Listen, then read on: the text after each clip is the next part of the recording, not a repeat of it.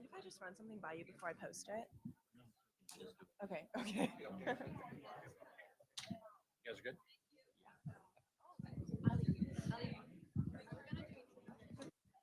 No, you guys will introduce yourself. Makes it easier. Yes. Yeah. Hello, everyone. May I have your attention? Okay, I got it. Share. Welcome for our the first plenary of the International Youth Conference 9. And as you know that International Youth Conference was founded on the principles that we really were willing to engage young people into the policy making and decision making processes at the UN. And we were engaging young people from all around the world, especially from Global South, and were bringing their voice up at the table of the UN General Assembly, Security Council, and other places successfully, and were able to tap into the decision makers with the United Nations. But the work is not stopped. I mean, a lot more to be done, and we are still working, striding towards our goal of practically engaging young people into the decision making process across the board at all levels, not just at the United Nations level. So for this panel, the motive of this panel is the same, that we have a mix of young people, young professionals, activists, and also academic professionals, that we are going to discuss the importance of having young people into the decision making process. To start the panel, I would like to, I will pass the floor to the panelists one by one, and we will have time for question answers for both online and in-person audience, that they can ask questions from us, and we will continue our conversation like that. So first, I would like to give the floor to introduce herself briefly to Fiona. Introduce yourself, your name, your organization. Sure. Good morning, everyone. Pardon my voice this morning. I'm a little bit sick, but hope you all stay healthy and safe out there. My name is Fiona. I'm currently an undergraduate here at UCLA, originally from Orange County, so just south of here. And a lot of my background comes from youth advocacy, specifically in the policymaking space at the state level here in California. So I'm really excited to share some of my perspectives about that with you all, like coming from all corners of life, all corners across the globe. Really want to share about the richness of California. I love the state, and it's been a huge trailblazer in so many policymaking spaces. So, used to be more involved in K to 12 public education policy here in California, and now I've shifted a lot of my interest to the anti-poverty and basic needs space. Really just trying to provide basic needs and human rights and dignity to all folks in California, while engaging young people in that process, and really seeing how young people can tap into making these decisions at these high levels, work with their state legislators, their elected officials, their communities, and be that bridge. Thank you. Thank you so much, Ali and Fiona, for your wonderful introductions. Good morning, good afternoon, and evening for those who are joining us online, wherever you may be. My name is Emma Sherbine. I just graduated, but I was president and founding member for the United Nations Association of Soka University of America. I was also a delegate for the Commission on the Status of Women this year at the UN. And I am also a organizing member as well as speaker here for IYC. And I also founded my own online international English learning community, English with Emma, as well as I used to teach English in South Korea for several years. And I did my master's and did my research in Uganda, focusing on education inclusiveness with higher education. So I'm so excited to be here with all of you and looking forward to how we can all make positive action. Hello, everyone. It's really great to be here with all of you. My name is Laura Wray-Lake. I'm a professor of social welfare here in the Luskin School of Public Affairs at UCLA.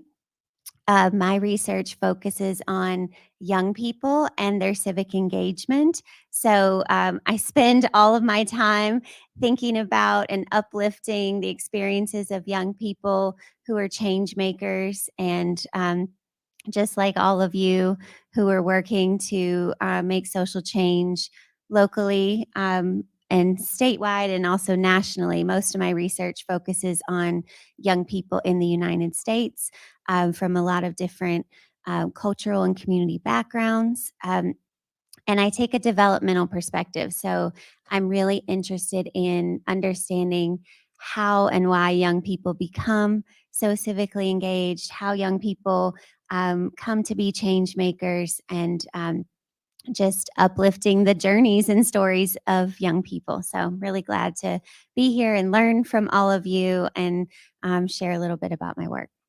Thank you, Professor Lake. Dilam Shidovisa. That's how we greet people in the morning in Georgian. My name is Nino Burjanadze. I'm an international student from Georgia, the country. And I'm very happy to be here. It's going to be almost 3 years since I moved to the US, pursuing my bachelor's degree in political science at Adelphi University. And I served as Adelphi University's youth representative to the United Nations. I also served as Georgian youth representative and worked with UNICEF and the Georgian Parliament on UN Convention on the Rights of the Child. So I do have experience in working with the government officials and the UN officials and also students, both in Georgia and the United States. So I'm very, very happy and excited to be here among all those wonderful people. I think we're going to have an amazing conversation, just share our experiences and ideas. And we're all united by the idea of youth being empowered and youth being in power. So yeah, very excited for this conversation. Thank you. Thank you for the introduction. So I'll quickly jump into the main conversation, and I would give the floor to first to you, Fiona, to give your remarks on the brief remarks on the importance of having young people and engaging young people into decision making and policy making. Your perspective on it. Yeah, thank you so much. So, um, as I mentioned before, I have been involved in California policymaking for a couple years now. Actually started when I was 16, when I was a junior in high school. So I was very naive back then. But I definitely think the biggest stake that young people have in policymaking is that we all will eventually inherit the decisions that are being made today. And I think there's this kind of narrative that there are only some issues that are young people's issues. So, for example, education is a space that is very open to usually very open to young people because young people are directly involved in the K to 12 and higher education spaces. But lots of folks don't talk about young people being involved in broadband policy or being involved in housing policy because that there's kind of this notion that they don't have to worry about that until maybe they're in their 20s or in their adult life. But every issue is a young person's issue ultimately. We still see the ramifications of policy decisions being made centuries ago, and the real institutionalization of those policy decisions, and a lot of we even see it now, but so many young people lead the fight for social change, and young people tend to be more open-minded. And I think that's one of our greatest assets, just really us making the effort to make those intergenerational changes and conversations, and really expressing the importance of what we want to see for our future and the future beyond us. Thank you. Thank you, Fiona. Next, Irma, I've the same question from you, but also from the perspective of, as you mentioned that we have been working in the UN spaces together. So from that perspective, would really appreciate your remarks on the same topic. Thank you so much, Ali and Fiona. Wow. I believe what ultimately led me to being involved with the UN, first and foremost, I never thought that I had what it takes to be involved in the UN. I thought that you had to have a lot of credentials. I thought that there had to be something that everybody else had that I didn't have. And really, what it ultimately comes down to is you have to have a lot of passion. You have to have a lot of courage to if you feel like there isn't a space for you, that you will make that space for yourself and that you will get involved. And I feel like ultimately I really wanted to get involved because I wanted to take what I had learned from my own experiences and really get within those spaces, especially for thinking of those who don't have the same privilege that I do.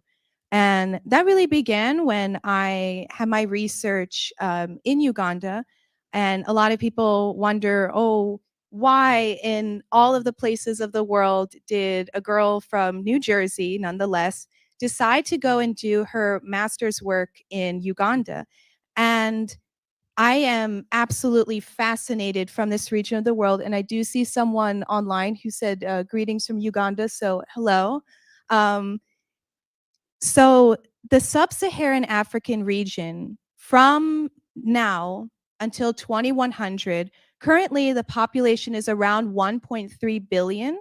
And by the year 2100, it will increase to over 4 billion. And 70% of the population is under the age of 30. And Uganda is actually one of the world's youngest countries, as well as it is one of the most ethnically diverse countries. So there is so much to offer, and literally this is where the future is. And so I really wanted to go there for my own personal understanding. And let me tell you that what you read about, the photos and videos that you see, simply do not do justice of what it is actually like to go to another country and from the grassroots level get involved. And in knowing that so many young people are having such a hard time with seeking employment because the unemployment rate is about over 30% for youth. And then also knowing that there are so many brilliant young minds who are unable to access education. Literally, the infrastructure of the universities in Uganda cannot keep up with this unprecedented population growth. I really felt that like taking my knowledge and listening to the amazing stories from these people who are just absolutely incredible, but don't have the same privilege that I do or ease of access to travel to different spaces, especially we all know the struggle with visa and passport restrictions, to get to the UN and really share what I had learned and also to connect with other like-minded people that we're not just thinking about ourselves, we are thinking about this bigger picture. What are we going to do with this absolutely dramatic population increase? Let me just reiterate it again, if I may, that it will increase from 1.3 billion, roughly around now, to over 4 billion. It will become the second most populated continent in the world. And another thing, too, is just thinking about our environment. When we are looking at the sub-Saharan African region, only about 90% of the waste is responsibly handled. And although 70 to 80% of the waste is recyclable, only 4% is. So what are we doing with our policies to ensure that we are responsibly handling this waste? We are ensuring that they can have education. We can ensure they have employment. That's why I really wanted to really get my way into the UN and really speak and connect with other like-minded people, and especially to galvanize the youth, the future of this continent, to really get involved in creating and having a voice for their own futures. Thank you. Thank you, Emma. Next, I would like to invite Professor Laura for her remarks, especially from the academic perspective. And also, you have a background of working with young people directly into this space. So your opinion will be really, really important. Thank you. Well, I appreciate and resonate with everything that's already been said. When I think about the question of why is it important for young people to get involved in policymaking, what really came to mind is some of my recent work that I'm doing on research and advocacy in the US around lowering the voting age to 16. And I think some of the arguments and the academic research that are supporting that movement apply also to young people's involvement in organizing and in other ways outside of the electoral process. So we know from research that young people have full capacity to participate in political decision making. There's cognitive research showing that young people are fully capable of that type of complex thought and thinking about policies just like adults are. We also know that young people are less connected to kind of institutions and the status quo. So they're more free to have fresh ideas and are not sort of hemmed in by institutional racism and other structural oppressions that adults often even unwittingly find ourselves upholding in the roles that we have. And then we know that young people have passions and energy and interests in making change, just as much as anyone else. And like Fiona had said, young people have a big stake in a lot of issues from local to global issues. Young people have huge stake in what's happening and what policies are being made. And so we're using a lot of these arguments to try to push the American people and also policymakers to recognize more formally that young people should have rights to participate in the political system. So I'll stop there. Thank you, Laura. Nino, we would love to hear from your perspective as well, especially from the youth perspective and the situation that we see that's going on in Europe and Georgia, especially from that perspective, how important it is that we must have youth engaged into the policy making process. Well, thank you, Ali, for that question specifically. And thank you for this platform because this is my chance to address what's going on in Georgia. And I would like to start from 2008, and because your question also, why and how young people become civically engaged, really resonated with me. And I would like to give a Georgian answer to this question. And it might be a little emotional for me. So in 2008, there was a Russia-Georgian war in my country. And I was only 5 years old, but I still remember when the Russians dropped the bombs in Poti, which is a port city in Georgia, which was only 15-minute drive from where I was staying. And we sheltered in my hometown, which was safer at the time. And although, of course, this is very sentimental story for me, this story is not any exception or unique compared to what other people have been through during that time. People have lost their families, young people lost their fathers, they had to flee, they lost their homes. But this is the experience that is being shared by every Georgian children, every young person, everyone who experienced that way. Even if they were 2 years old or 1 year old, it just stays in your consciousness.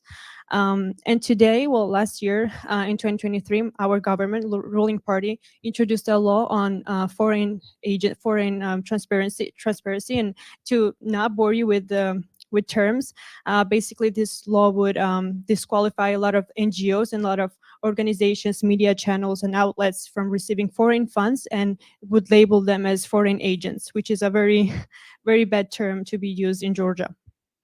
And because of that, a lot of young people were out there protesting. And because of those protests, because a lot of policymakers are actually afraid of young people because we are very passionate, we are very brave, we are very strong, we do not back down, they withdraw the law. But just 2 days ago, they passed this law because they reintroduced it 2 months ago. And all my friends, my colleagues, professors, students, they are all united by this idea that we need the European future, that this law would sabotage. And why are young people motivated? That's the reason why, because we know what is it at stake. We know that if we pass laws like this, we know if we do not interfere with the policymakers, that our future will be sabotaged. And of course, we don't want that. And how we act? Well, first of all, we need education. all the young people who are there in the streets protesting, they are educated. If you go to any single one of them and ask, why don't you like this law? They will give you arguments because they have access to information, because they Google, because they listen to our European partners, our US partners. They listen to Venice Commission. They read laws. People who were not ever interested in politics. They are passionate about saving the country. So that's your reason. And that's how people and young people can make a change when it comes to being involved in the policy making, being educated, informed, because the critical voice that the young people have pressures the policymakers to create a platform, create an environment and the country that will be suitable for us and them. Yeah. Thank you. Thank you so much for this. I was just monitoring a lot of online comments that are coming in, and also the questions that they were posting. We're gonna go on the end of this session. I have one question from all of you, one by one on the same order. Like, what is one of the challenge that you think that young people face when they move forward or decide to, come into the space of decision making or policy making? What is the one challenge you think that they face when they are trying to do this?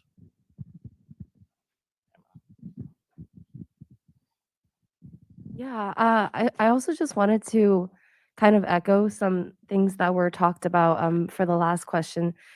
Sorry for being a little off track, but really to what you asked before about why it's important for young people to be involved in policymaking. I think it's also important for the young person. I was at a really, really, really enlightening discussion that was talking about how civic engagement is also a form of mental health intervention, and I'm sure Professor probably has some like testimonials or research about this, but really just how civic engagement can really help the young person fuel their passion into something, especially if the young person is, from foster care or unhoused or had particular challenges with their life. I think turning that into social change and helping other people is it's both like an outward and an inward facing civic engagement holistically benefits everyone. But in terms of the biggest challenge, I would definitely just say, tapping into systems, and they're really not built for everyone to be involved in, even though, the public policy process is, it has the word public in it, but it's not really, right? And, not even just for young people, but for community members, like folks with language barriers, immigrants, at least in the US and in California, folks from low income communities, it's even harder for those young people to be involved. Um, I think a lot of that can be remedied by mentorship from adults. If a young person asks you for your time or for your help, even giving them like, 30 minutes of your time and really letting them know about your experiences. What are some pieces of advice you have? Any connections you can make for them? I think that can really, really change a young person's life, especially if they just want to like get their foot in the door, because I think that's the hardest part. Like once your foot's in the door, like everyone's like bombarding you with opportunities and stuff, and you're like, I don't have this much capacity.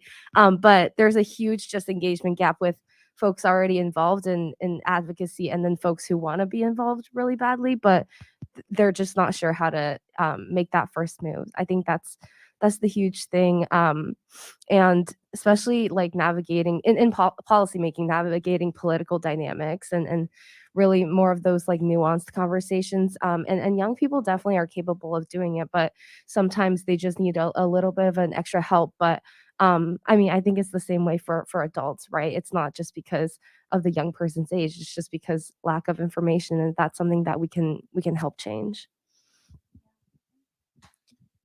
Very well said. I definitely feel that a lack of information or a lack of knowing what is out there and the support that you could have is a large barrier. Because as I'm seeing these comments online, and I just want to say hello to a friend online. Hello, Sam Charles, from Ghana. We our youth are living in a time where I'm hearing also like the themes of fear, but actually I feel that we are living at a time where we are seeing youth rise up despite all of these challenges, because we are at a point where we have nothing left to lose. We are at a point where our planet, our political stability, with war, with everything, that we need to take action now more than ever. And that's where I am seeing a lot of courage despite the fear. But again, for those who have not tapped into or discovered their potential or discovered the community that is there to support them, it is, of course, because of a matter of access to resources and privilege. Us as panelists and all of us who are attending here, and even those online, with all due respect, this is not representative of our international community. We are representatives of those who are privileged, those who are especially privileged enough to come here in person, to have the finances, the resources, to have clothes on our backs, a roof over our head, to have these lights on.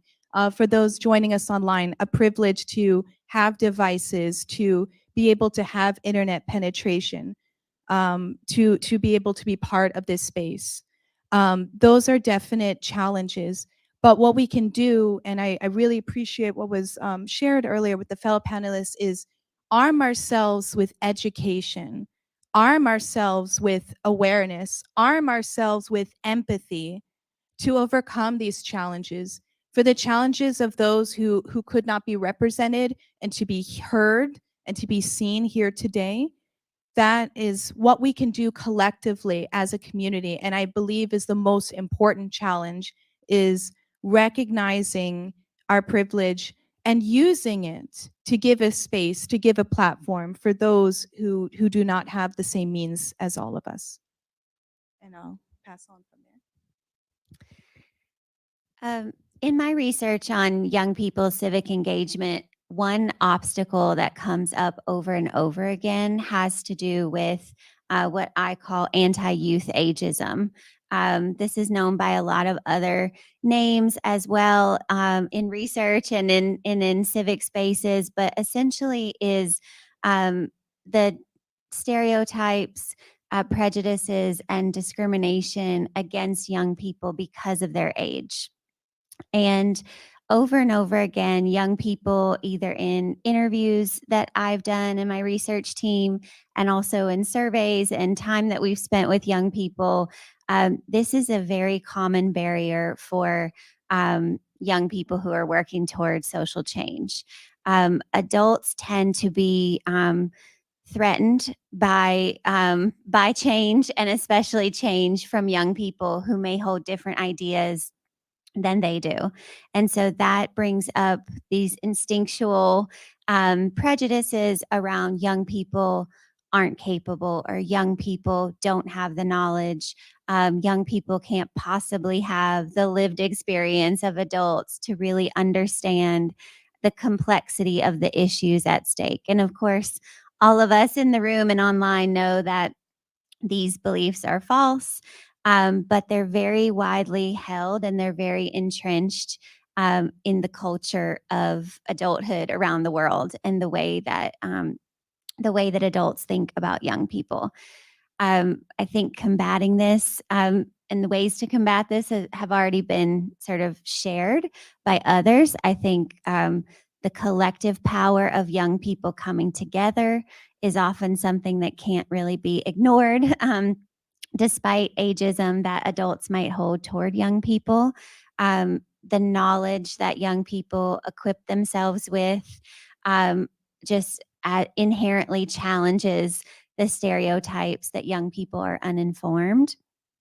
And then also finding adult allies and others to help navigate these complex political systems and the language that adults use and expect young people to use in these spaces, I think, are ways that it's challenged, but it's definitely an obstacle. Well, thank you everyone for your insightful answers. And a lot of those answers resonated with my ideas of what obstacles that I've faced personally, and I've seen young people around me have faced. And I think one of the main problems is the lack of spaces and environments for young people just to gather, talk, discuss what they have, what problems they have and they're facing. In a lot of the countries, especially these days, because we have war going on in so many places, and the youth don't have basic needs to fulfill their rights. They don't even have schools to get education. They don't even have just places to gather and have that youthful discussions. It might not be about policy making, because let's be honest, like not every young person is interested in that. But just to be present in the moment. A lot of young people do not have that.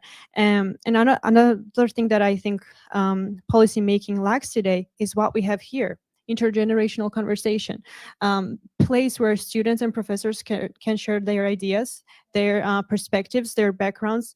And I think if we overcome that idea of, as you said, Professor, of this anti-ageism, that, oh yeah, because someone is 15 years old, because someone is 17 years old, they have no idea what they're talking about. They do have an idea what they're talking about. They do have perspective, because they are living, they go to school, they have so many problems that adults are just simply not experiencing. So the perspective that the young people bring on the table is crucial. It's very important. And I would like to talk about the global perspective that the young people have. And I would like to ask you a question. How many of you have an online friend, basically someone you never met, or maybe you met them, but those people are from outside your country? Yeah, a lot of people. And this is the beauty of our generation. We grow up with technology, we grow up with social media, and we meet people from all around the world, and we are open-minded, which, no offense to older generation, but it was just simply not the case when they were growing up. They didn't have TikTok, they didn't have video games to chat with people and tell them to play games with them. And because of this closed mindset, they are not even accepting the people who live with them from the same community. So I think this open-mindedness is a big obstacle that a lot of young people face. Racial, age, sexual discrimination, which is a systematic problem. If we do not work on those problems, if we do not work on addressing those issues, I don't think those places and platforms and spaces will be created for our young people. Thank you so much. Again, I was reading a lot of comments that are online, and I'm putting them on the screen as well as we talk. So a lot of things are coming from their perspective. They say the lack of mentorship, and that's definitely missing. They're talking about the lack of basic knowledge, and having the basic knowledge that they need to know uh, to have this basic knowledge on how they can get involved. Laura, this question is directed towards you. Like, what do you think when it comes to like knowledge sharing and making knowledge accessible for young people worldwide, especially who are very keen to get involved into the policy making? They just don't know how to start, and they just don't know who to reach out, because outreach is also a problem. They don't want to reach out. I know for sure that when we get engaged with people, and they don't trust their local leaders, so they don't want to reach them out. And when they don't want to reach them out, then there's clearly a gap they want someone to get involved with. And this generation have internet, so they can go to internet, look for things. But what is your suggestion to those young people, how they can access that knowledge base? That's a great question, because some of us were talking before the panel about how so much change happens starting locally, and moving up. And so if young people are in places where they don't trust their local leaders, or they don't have access to local organizations that they can connect with, that give them structured opportunities for leadership and change making, then I think social media and sort of the online space is a really great resource. Like Nino was saying already, the world has really changed with access of information, and there's so much information out there. I think we're also seeing how challenging it is to sift through so much information in this era of 24-hour news and unlimited information. And so it's a good question of, where do young people begin to navigate that process? And I think that that's where collectives of young people, spaces where like-minded change makers gather on social media is a great place to start, because young people can point other young people to the organizations that are supportive or the resources that have been impactful. So I think young people who are already change makers really are the experts in where the information is and how to share it with each other. But building that collective community online, I see as a powerful tool for that kind of knowledge sharing. Thank you. Anyone else want to answer this question? Can I? Sure. I'm just going to add on what Professor Lake just said, because I also had in my notes youth leading youth and empowering them, which I think is very, very powerful. Because from my experience, I was like 16 years old. I was a debates coach, and I had 8 students who lived in a place in Georgia where they did not have any NGOs or any fancy organizations or platforms that they could attend or go to. And I was teaching them through Zoom. We had meetings, and my team, actually, I had 2 teams. They were the only ones. I was the only coach whose team members got to the quarterfinals of the national debates. And it was a proud moment for me, not because it was a personal achievement, but because I was proud of those students who did not have the access to quality education or programs, and the fact that they reached out to me. They wanted to learn, and they were curious. I think curiosity is what a lot of young people have, but they do not have a lot of resources to satisfy those needs. And also a year after that, actually a few months after that, my friend created a little small organization, and we reached out to young people living in the occupied territories in Georgia. Till this day, Georgia is occupied by Russia more than 20%. And young people there, they don't even have teachers. So they don't even have adults to go to and ask them, oh, how can I get education? How can I become more civically engaged? They do not have teachers. And we were the ones, just 16, 17-year-old students. And Emma, you also have experience in that, teaching young people English. We were teaching them English, and we were preparing them for the national exams in Georgia. So I think this movement of taking the lead, and this is not like vertical power dynamic when I say, oh, I know more than you, oh, I can teach you something. No, this is a learning experience. I'm learning from you, you're learning from me, and we're both having a great experience, and we are building a network. Because those students, no one knows where they're going to end up. They might be, I don't know, engineers, or they might be musicians, and you have that connection, that sense of community that lingers on throughout their lives. So I think this horizontal dynamic between the young people and what we have now, I met so many incredible people here from different parts of the world, and I'm so grateful because you guys are very curious, you guys are open, you are here to learn and teach and teach other people. So I think this is what we need in order to empower youth and make sure that they're going to the right direction. Yeah, I would really like to add on to that as well, because I definitely see so many curious and open minds and people taking time out of their day just to come here and to be part of this conference. And that's really where it begins, is getting this information and getting these resources is by being present in these spaces. But also it can start at the local level. I see we have so many wonderful individuals joining us from Uganda and even in Pakistan. And in Uganda, there is a young activist by the name of Leah Namugurwa who started a petition to ban plastic bags in Uganda, and for her 15th birthday, planted over 200 trees. That is an absolutely incredible way to create community awareness, where it starts at the local level and spreads to the national level. And of course, we all know the incredible historically famous Malala Yousafzai, but she just started with resistance, simple resistance in her community, and writing and sharing her story.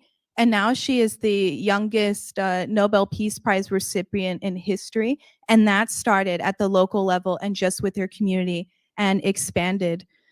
We also have Fatou Dieng in Gambia, who began the Clean Earth Gambia, and now she is an advisor for the policy operations at the UN for the Framework Convention on Climate Change. So it really starts local, but again, social media is so powerful. sharing your stories about what is going on in the world. I would like to mention that in the audience, we have two of the UNA board members for Soka University of America. And because of them sharing on their stories about the floods in Brazil, it was brought to my attention and awareness. And that was, again, just through our own local connection. And now it is spreading to a national and international connection just by sharing your story. So wherever you have a voice, whether it is just with your friends, with your families, sharing something on your social media, that is powerful. That is bringing about awareness. You are being influential. You are being an activist and sharing this education and resources for those who need the awareness of what is happening. And keep showing up to these spaces and share the knowledge of these spaces with others, because you have no idea what positive impact that could create. I am here because somebody shared with me the knowledge of this platform and this space, and to be involved with the UNA. And I feel it is a duty as a human being that if you have this knowledge, to share it with others and really uplift and support one another, especially with the youth. Yeah, just to keep it brief, I love the young people leading other young people value. This really reminds me of in a different context, a lot of conversations I have about policy implementation here in California. I think there are certain contexts where um like folks don't have rights, right, enshrined in their laws or constitutions, but then there are contexts where people do have rights, but they're just not being implemented, or people don't know that they can fight for their rights. And so a huge campaign I was involved with last year was proposing and passing a bill in California that would expand mental health consent services to Medi-Cal young people. So Medi-Cal is California's public health insurance. It serves 50% of California's youth of color, under 17 minors, low income families.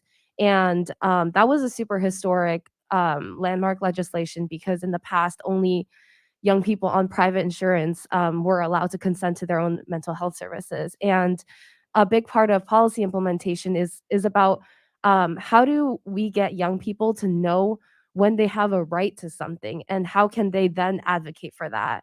Another example is the American Civil Liberties Union, ACLU. They have a huge Know Your Rights handbook and campaign, and it really, I think it falls on the young people to spread these types of resources to other young people. You know, it's just not the same when an adult or an advocate is doing it, especially if, you know, said young people are not as interested in policy making, you know, but these are still their rights. They're enshrined in our laws, in our constitutions.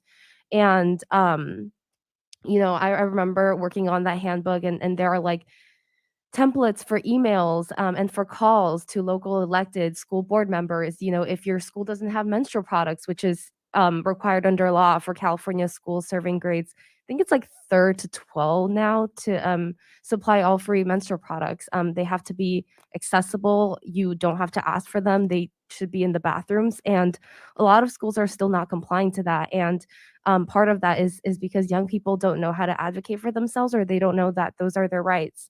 And I think that that is a huge gap that can be filled with other young people saying, like, these are your rights. And it's really up to like that sort of grassroots movement to make sure that policy is being implemented, because a good policy is nothing if it's not, you know, um, being implemented, and if it's not being seen, because then it's just like words on like legal code, you know. Policy should make change, and implementation is a huge part of that. Thank you. Before we move to the question and answer, I wanted to quickly share my screen and wanted to show you that this is the engagement we have been getting for this session. And so far, we have received 7,500 engagement from all these countries that you can see on the map. The dark blue are the ones that are heavily engaged into the conversations that are online. As you can see, US, of course, they heavily engaged. India, Pakistan, Afghanistan, and West Africa, Southern Africa, and Indonesia, Malaysia, and interestingly, we got New Zealand as well. that people are watching from there and getting engaged into their conversations with us. So this is just the metrics for this session that I received from my tech team, that it's getting intense when we are having a conversation here. Pressure. So yeah. So we will open the floor for question and answers for both online and in person as well. People watching online, just type in your comment, your question in a comment box wherever you're watching on YouTube, Facebook, Instagram, or X. We will get your question because we have the ability to get the question at one platform. So please type in your questions from the room. Please raise your hand and we will get the mic to you if you have any question from the yes, Dr. Aditi. Please briefly introduce yourself, your name, where you're from, and your question. It was amazing panel, and congratulations to all of you for being good souls and engaging in such a good work. My question, so I'm Dr. Aditi Mishra. I'm Director Center for Sustainability at Luskin University. I come from the management background, and whenever I see challenge, I have a question as to what it will take for the system to change, for that change to happen. So when I look at the youth involvement in the policy making, my question is, what systemic level change that is needed with systems thinking approach to enable that engagement? Because it should not be just one case or in one particular region or in one particular country. So what it will take for us to bring it that ecosystem with the systems thinking approach? Yeah. Who would like to answer that? Yeah, that's a great question and a very difficult question. I'll give what came to my mind, which is that it's related to youth rights and institutionalizing youth rights into policy. I think is, and like you're saying, unless change is systemic, then just changing it locally or here or there is not really going to make a large scale sustainable change for a country or the world.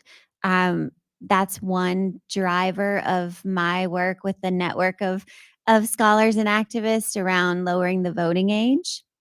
Because if young people have the right to be part of electoral participation, then no one can take that away, right? Because it's institutionalized. And I think there's many other examples of policies that can be made that really instantiate youth rights into the systems. The UN Convention on the Rights of the Child, I think, is still an amazing document that provides a foundation for countries all over the world to really think critically about what does it mean for children and young people to have rights, and how can those be incorporated into policy. I'll just make a brief remark, but I think when I think of this, I think institutional change is really important. My approach to this is more of a cultural shift. Really, what the professor mentioned about anti-youth ageism. I think we're the product of systems that perpetuate inequality, and sometimes it's really hard to check our own implicit biases, but I think that kind of cultural shift is very necessary.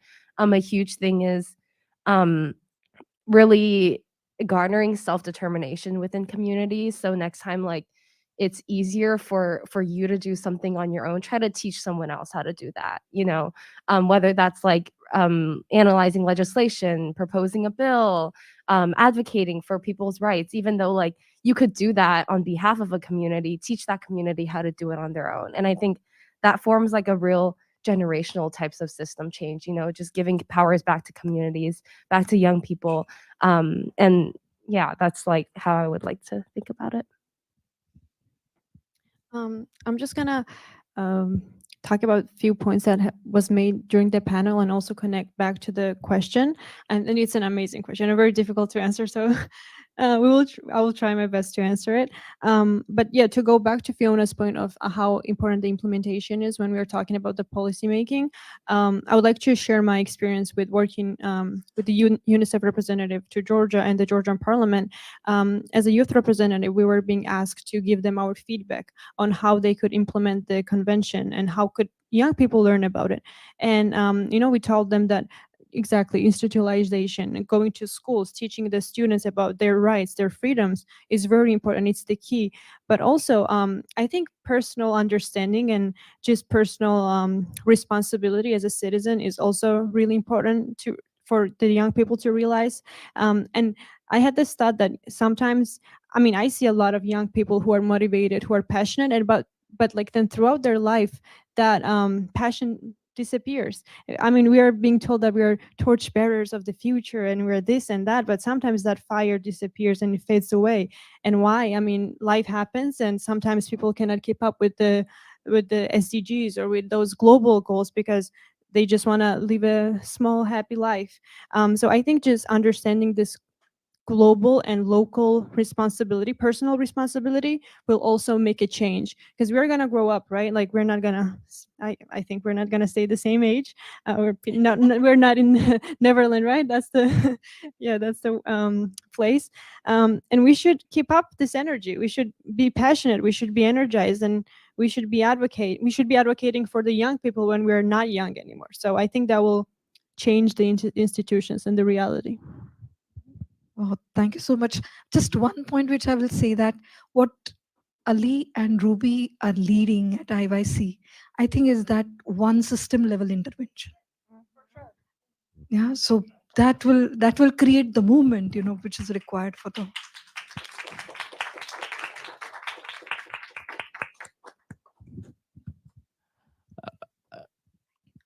Okay, we have two questions on the back.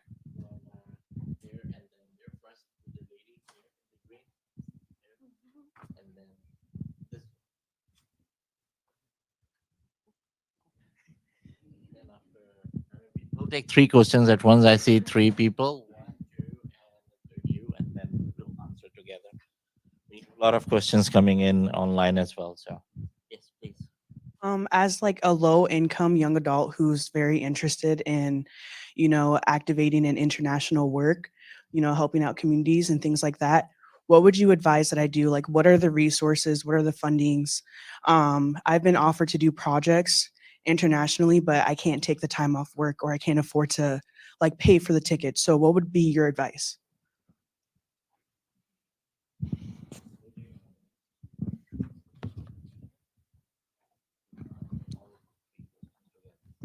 Hi, my name is Carol. I'm from Brazil, and I work with Emma at UNA at Soka University of America. My question, I guess, would be to all of you. You talked about how we can increase youth's participation in public policy when, like, they have that drive to, but they don't have the access to. But I am someone who worries a lot and tries to work on sort of like the other side, like when young people have access to some degree of participation, but they don't want to because they try to sort of like remain neutral or try not to be involved with politics. And I think a lot of people in my generation, they feel sort of alienated from politics in general, and they think that their contribution doesn't matter, or that voting is not necessary because it's not going to change anything. So I guess what would be ways in which we can encourage more young people to join this force and to want to be active in this scenario?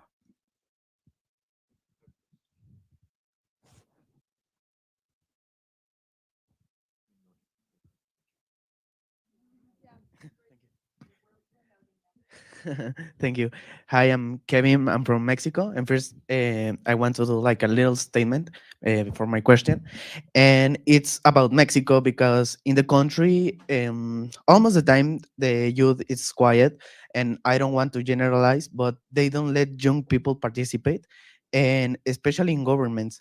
And if you are not in a political party or with a special relationship with them, they don't let you participate. And I think and I agree that it is up to all young people to be the creators of these types of spaces, like you said.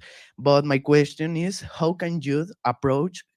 Well, how can youth can approach in a better way with government and organizations through these kind of spaces, and that they can truly be heard, but most important, also have their ideas taken into account.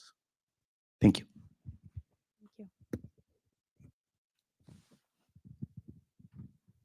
Okay, floor is open. Who wants to take a lead in answering? I'll have a go at it, which will be very challenging because these are all amazing questions. And I will first and foremost say that my response cannot justify everything or cover everything, but I will do my best to sharing my personal experience and knowledge. So I will try to encapsulate all of the questions. So I absolutely hear you with the struggle of being a young person, being a student, wanting to get involved in these spaces and not having the resources, the finances, especially travel. We all know how expensive it is, and finding accommodation and getting to show up. I am very fortunate that I had people who shared with me the information as well as the process and ways of applying for things like grants. There are so many grants and fellowships and scholarships, all of these opportunities, they are out there, but it can be difficult to find. So it's really about talking to people. And what I've learned is that I felt quite vulnerable in sharing with people. I don't feel, I don't feel like I really want to be part of this. I really want to go to this, but I don't have the money. What can I do? And I'm very fortunate that I was around people who were very open and welcoming to share with me their resources and help me with my applications for grants. That is a very powerful skill. And I actually believe that AI is a wonderful way to help, because we know how exhausting it can be to write cover letters, to write those resumes, to fill out these applications, but it is a phenomenal tool to assist you with this process. But definitely being open and transparent, because if you cannot ask, people cannot help you if they don't know that you need the help. And by showing up, talking to your professors, going to different officials and organizations that you trust, people want you to come and be part of these spaces. But again, as I said, if they don't know that you need help, they cannot help you. And just sharing information. And then to go to the point of what Carol was addressing earlier, where youth feel alienated.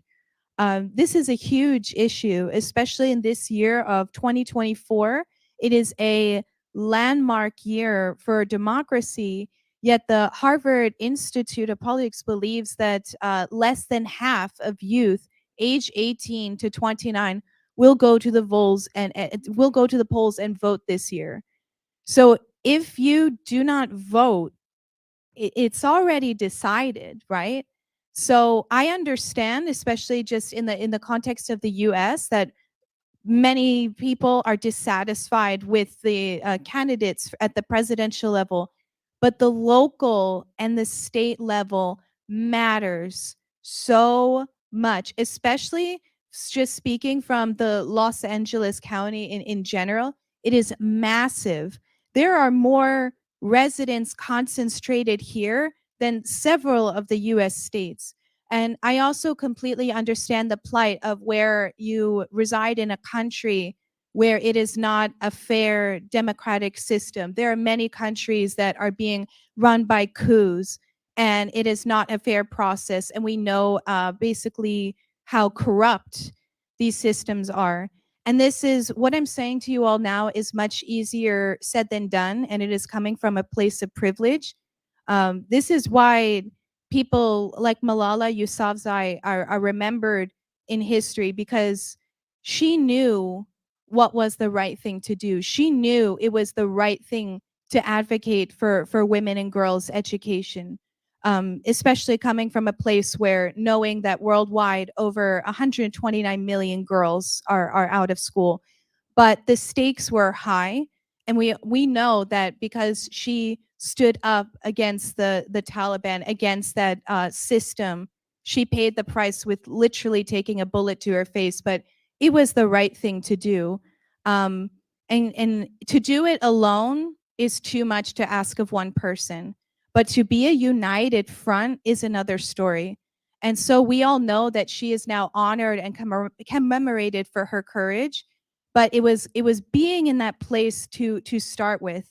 And we are also seeing youth across the country literally being arrested, literally being shot at because they believe in peace, and they are advocating for a ceasefire across the country. They are advocating for peace. But what it takes is it takes starting in your local level and growing to a national level, but knowing that you are not alone. If you have a voice and you want to speak on something, use your voice. Write. People will read what you have to write. And if they're not reading, if they're not listening in your local community, please take to social media, connect with people here, share your story. We want to hear it. We want to know what is going on in your country where you need the support of the international community. Another point too that I had thought of is I'm not sure if you're aware of what has happened in Kazakhstan, where there was a corrupt official, Bishimbayev, who was on trial for the murder of his wife. And there are graphic photos and images, and many people thought that he would not receive the justice that he deserves because of his power, because he is an elite official. But now he is going to more than 20 years in a high security prison. And that is because the international community rallied in solidarity for the women of Kazakhstan. So I know it is a daunting task. I know that there are so many things at stake and not as many people have the privilege, but use your voice. We will listen, we will support you, and we will do our best to grow your movement.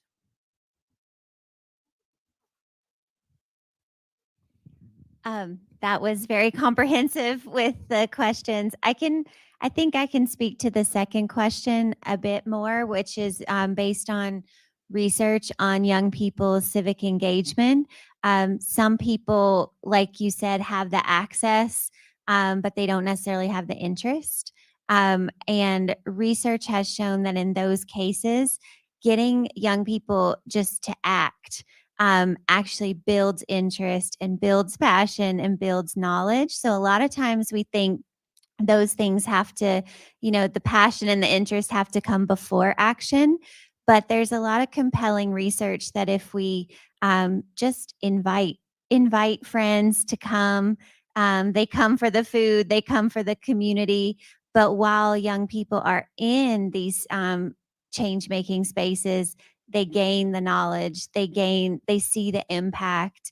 And so it may take a while, but there's a developmental kind of growth that happens when you can bring more people into the movement. So food, community, and thus those social pieces can really potentially activate young people who aren't necessarily expressing some of the interest. And then just briefly to the third question, collective power of young people, I think, cannot be underestimated in organizing, strategies that might work in Mexico specifically, might not be strategies that have worked elsewhere, but really sort of building a collective of young people.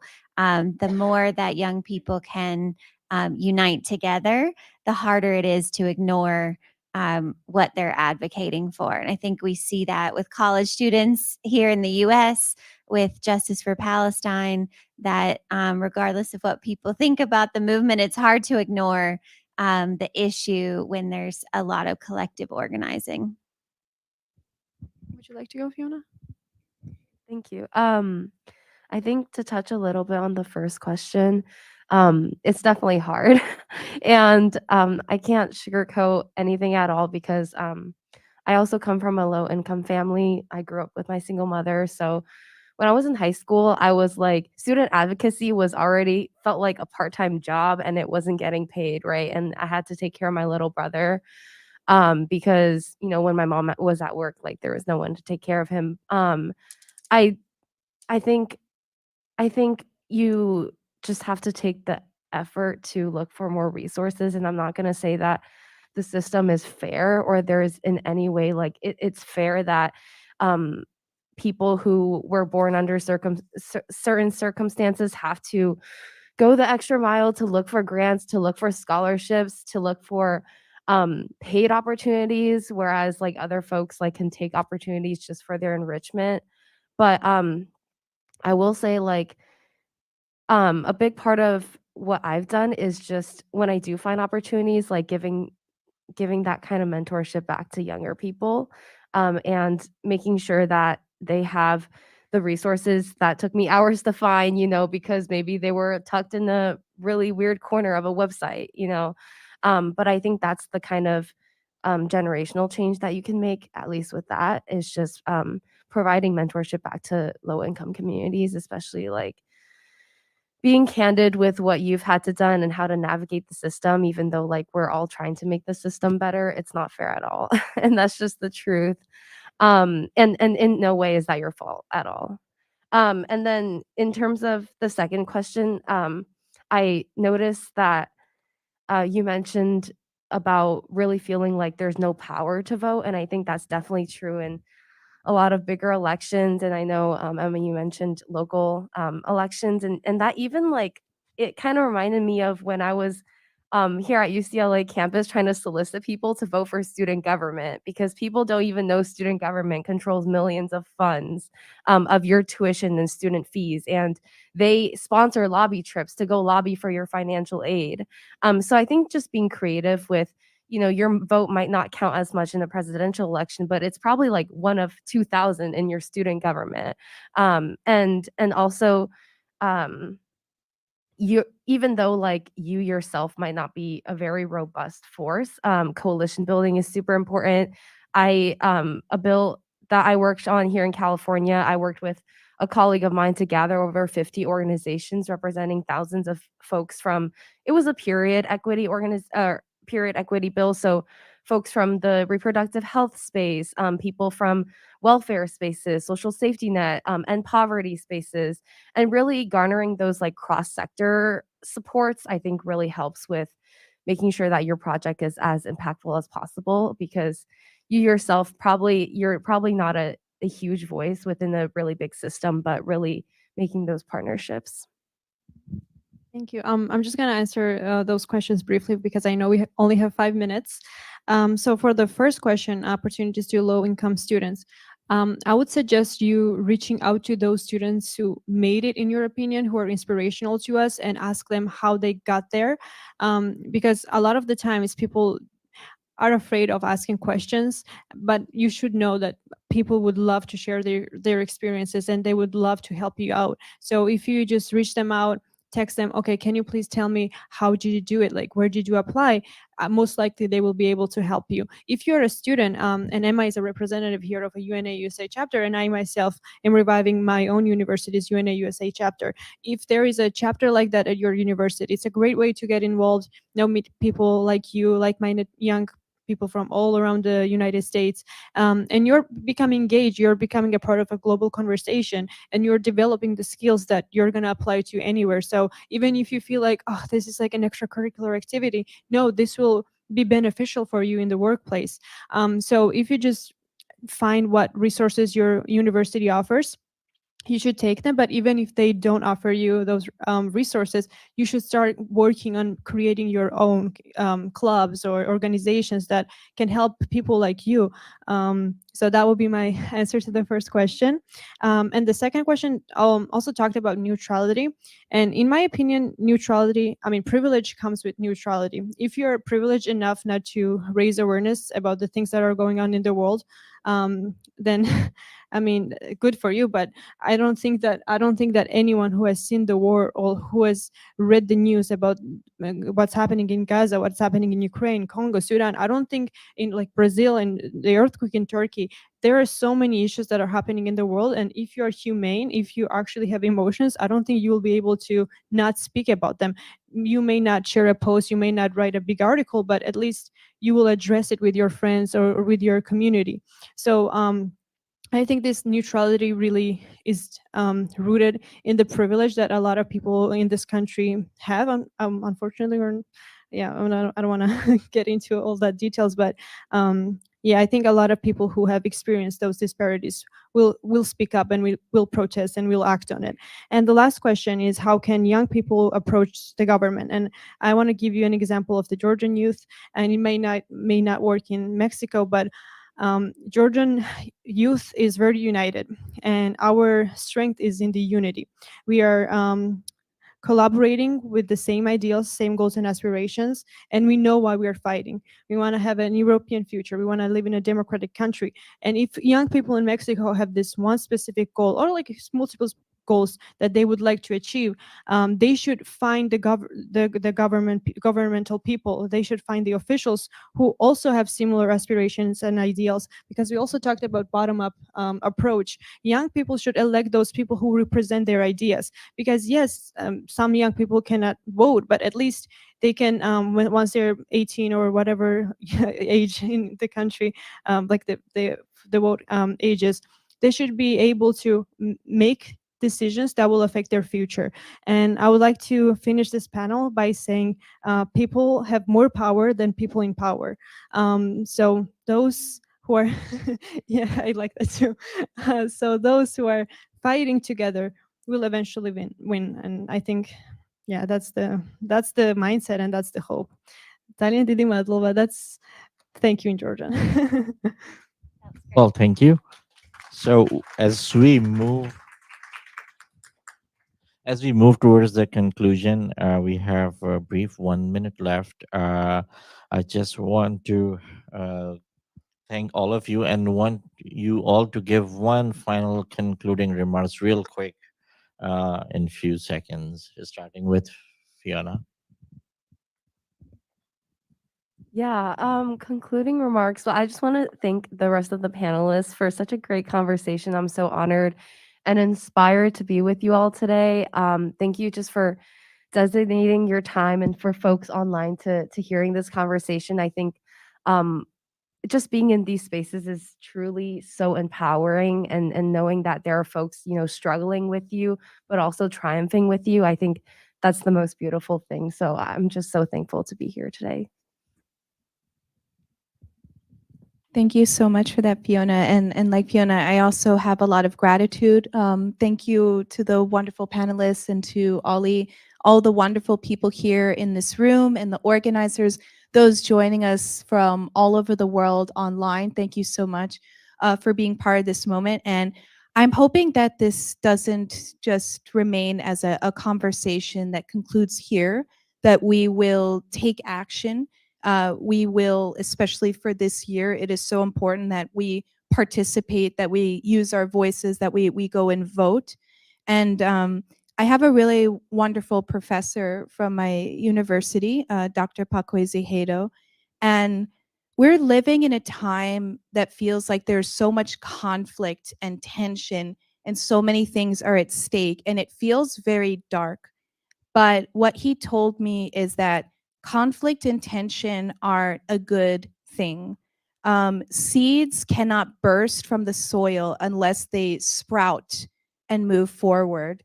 And again, stars cannot be created without that burst of energy.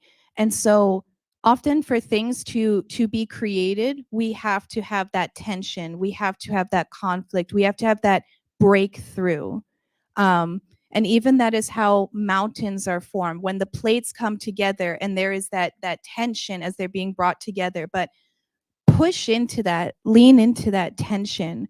And that is where the growth and the positive change will emerge from. So don't give up, take space, and keep using your voices and keep writing your stories. Thank you. I also appreciated learning from all the panelists and appreciate all the questions. To sum up in one phrase, I think I was also thinking about how so much of what's going on around the world feels very difficult and dark a lot of times.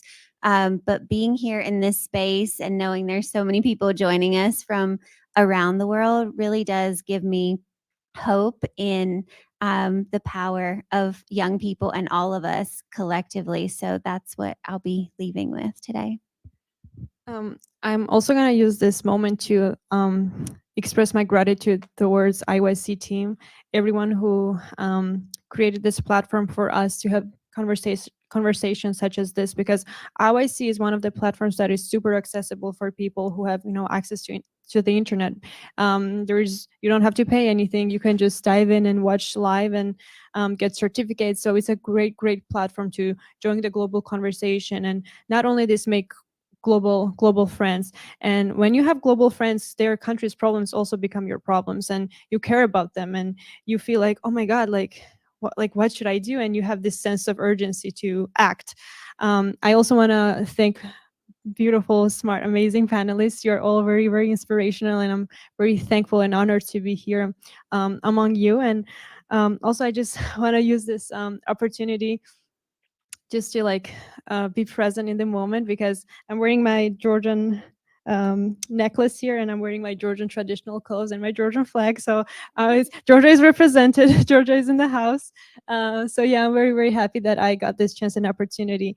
And yeah, thank you all for being here. I could feel the energy, very warm, very welcoming, and we have the unity that we should definitely see in the future. So thank you. Didi Madlova.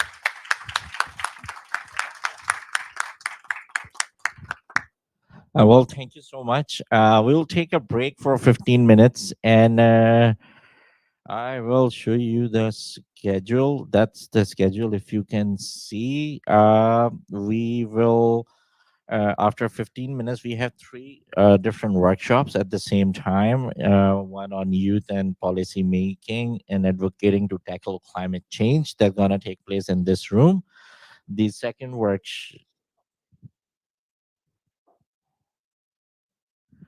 Okay, and then we got another workshop, the room next to us, room number 2343, on youth perspective on climate justice.